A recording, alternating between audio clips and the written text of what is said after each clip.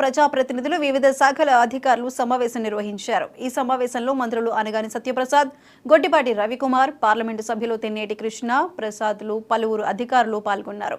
పలు కీలక అంశాలపై చర్చించారు.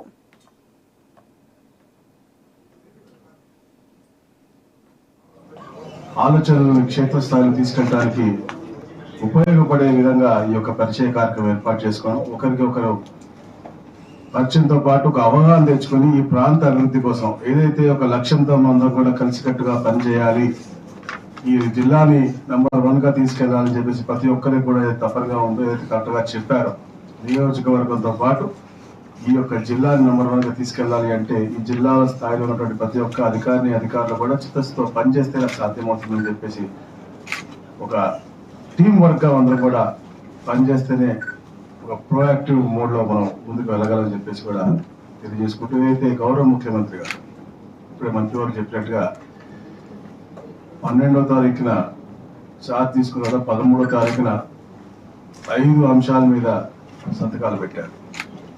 ఒకటి మెగా డిఎస్సి, ఈ రాష్ట్రంలో యువతకు ఉద్యోగం కల్పించాలనే లక్ష్యంతో 16,347 ఉద్యోగాలు కల్పించే విధంగా ఒక మెగా డిఎస్సి.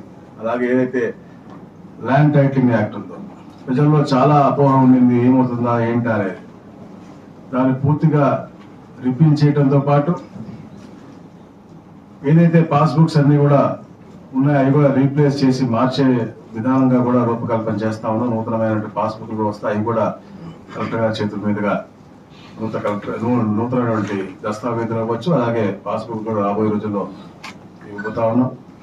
అలాగే పెన్షన్ అందరికీ తెలుసు, 35 రూపాయలు ఉన్నటువంటి పెన్షన్ 200 రూపాయలు చేసినా, 200 రూపాయలు 1000 రూపాయలు చేసినా, 1000 రూపాయలు 2000 చేసినా, 2000 రూపాయలు 3000 చేస్తానని చెప్పిన ఈ రోజున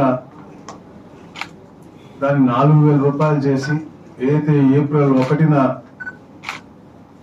ఎండాకాలంలో చెప్పి వర్షం పడుతుండగా మొన్న 1వ తారీఖున అందరు అధికారులు ప్రతి ఒక్క ఇంటికి వెళ్ళి ఇచ్చారు అంటే అది చంద్రబాబు నాయుడు గారి యొక్క సమయంలోనే జరిగింది. గతంలో కూడా ఈ రోజు కూడా వారు చెప్పినట్టుగా 3 నెలలది కలిపి 7,000 నిజంగా చాలా సంతోషకరమైనటువంటి విషయం. దాంట్లో పాలు పంచుకున్న మీ అందరూ కూడా కృతజ్ఞతలు.